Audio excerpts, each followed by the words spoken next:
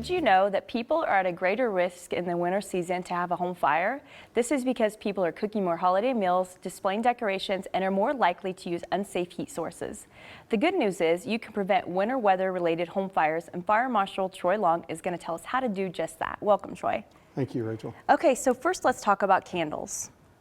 Yeah, so a lot of our fires are started in the wintertime, the holiday season, with candles. Just some key points is you don't ever want to leave a room with a candle still burning. You want to keep combustible material like a curtain, things like that, at least a foot away from the candle, and never leave them burning when you leave the house. Okay, and how about holiday cooking?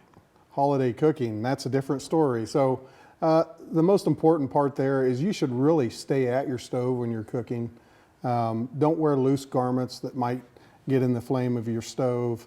And if you do have a grease fire, keep on hand a tight-fitting lid that will cover the pot, or a wet towel can also be thrown over that. Don't do the traditional things like people would do, throw flour on it or something like that. Just put the lid on the pot or throw a wet towel over it. Okay. Now, I hear a lot about space heaters and how they can be dangerous. Space heaters this time of year are a big issue for us. People, you know, the colder it gets, the closer they get to the bed, the closer they get to the laundry. And so you just got to be careful to keep at least 3 foot distance between anything combustible and those heaters. A 3 foot zone for your kids. You don't want your kids to be running and play and fall and put your hand on them. So that's the biggest thing with those. And obviously, you probably wouldn't want to leave them running when you go to bed or when you leave the house. Okay. And how about Christmas trees? Because they can potentially be dangerous too.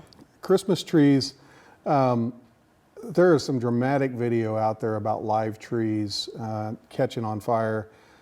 A Christmas tree fire, you're going to double the size of the fire in 30 seconds. I mean, wow. It's just going to grow dramatically.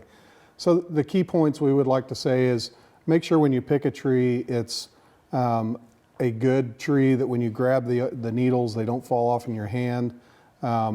Try to wait at least a week before Christmas to bring it in, and then make sure you add water to it every day, because this is a living thing, and if you stop watering it, it becomes more flammable. Sure. And when you string lights on the tree, go ahead and make sure that all your bulbs are working. Make sure there's no frayed wires or anything like that. Replace those lights. And our biggest thing on lights, what we would recommend is always use, you'll see a label on the cord that says UL listed. And that just means that they were tested here in the U.S. and we know that they're going to do what they're supposed to do. Okay, well, thank you for coming on the show today and sharing with us all these great holiday tips. Appreciate it very much. You're welcome. If you'd like to check out more holiday safety tips, you can visit the National Fire Association's website at nfpa.org. And if you have questions for Troy, don't hesitate to give him a call at 826-7340. I'm Rachel Hinde Constantino, and thanks for watching City View. Catch up with us next week, and be sure to subscribe to the City of Salina's YouTube channel, where you can check out more of our great videos.